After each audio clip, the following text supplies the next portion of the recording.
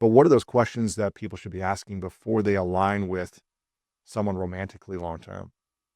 Well, there's a couple things to keep in mind. When I'm talking to a young couple about this, and I do often in a marriage seminar or something like that, is our pre-marriage counseling session or something like that. The number one cause of divorce is money fights and money problems out there. The stress of money and the arguments over money. Okay? And so if you said the number one cause of death is getting killed by a bear on the way to the mailbox, right? Then you would analyze how not to get killed by a bear on the way to the mailbox. Yeah. Right. And so if you're going to get married, you should really look at the number one freaking thing. Hello.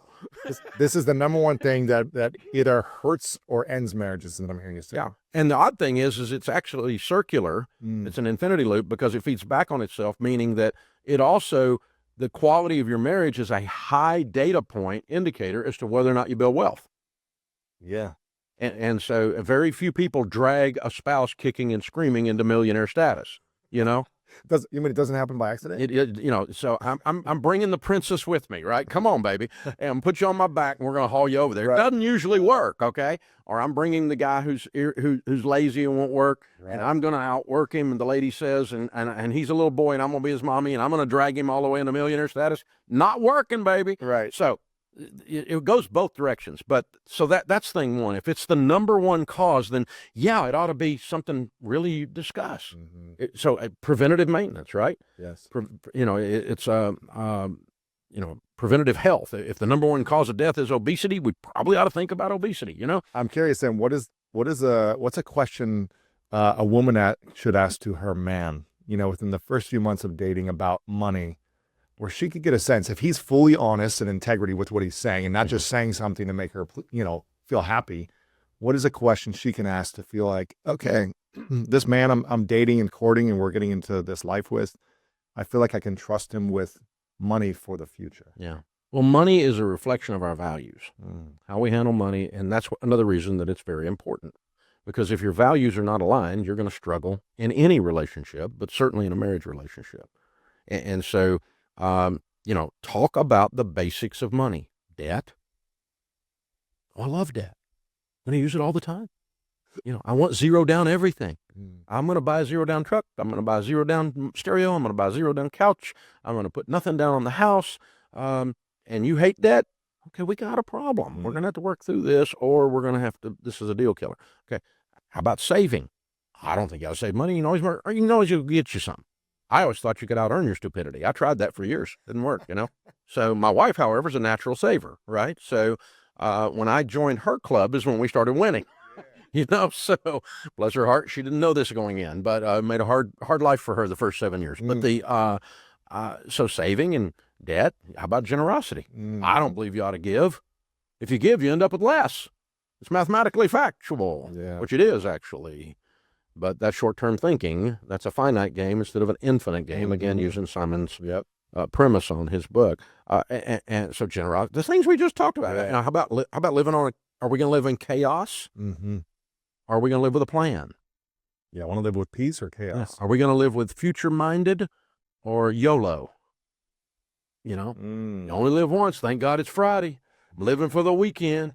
Our marriage theme song is Huey Lewis and the News, right? I mean, come on. Is this us? And if it is, then, because what's this tell you? Anyone that lives short-term thinking, we know they're emotionally immature. Yes. Spiritually immature. And so you're marrying someone or you're dating someone that's emotionally immature, and they're fun. They're always fun.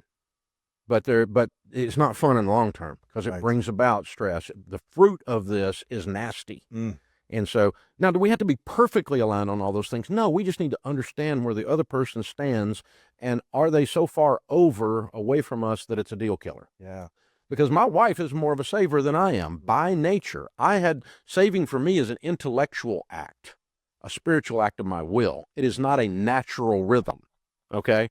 She naturally saves everything. Yeah. The leftovers in our refrigerator are grotesque. I mean, she saves everything. So to the extent that I can stay close to her on that, then we've got harmony. We have both, obviously, with what we've been through, agreed no debt. Right. We are both have become planners over the 40 years of marriage. I've always been a detailed planner. I had to get her to join me more on that. So, but it's better if you do it on the front end than the way we did it. It's a lot harder the way we did it, about kill each other. So you want to be in agreement on that. And all the data tells us on marriage and divorce statistics, and we've studied this for years, is number one cause of divorce, money.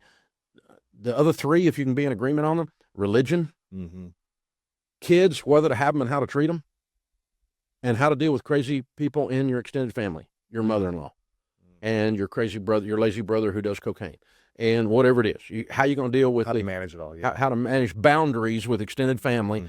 And if one of you thinks that children should just be let run wild and the other one is an over-disciplinarian, we're going to have a problem. Or I want no children and I want 17. That's going to be an issue.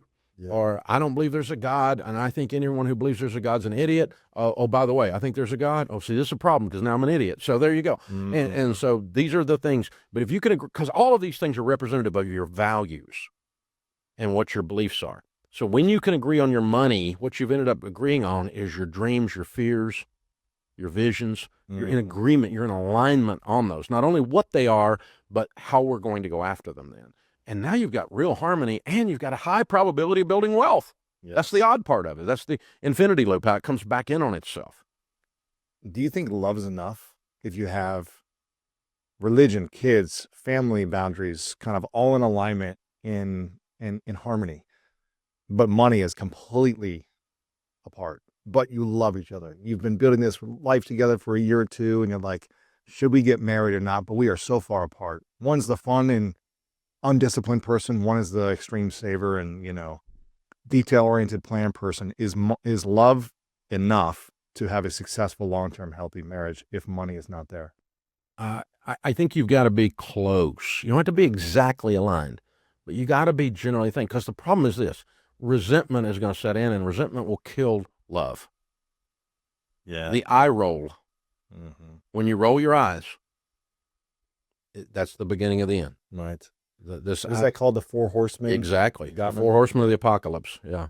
Les Parrott teaches about that, and that's some standard John Gottman background stuff. But that's one of the four, and that's the big one, by the way, of the four. And so if he won't keep a job because he just doesn't think that that's that big a deal, it's not a problem. Eventually, you lose respect, and the eye rolls. And that's the beginning of the end. That's one of the largest of the Four Horsemen by far.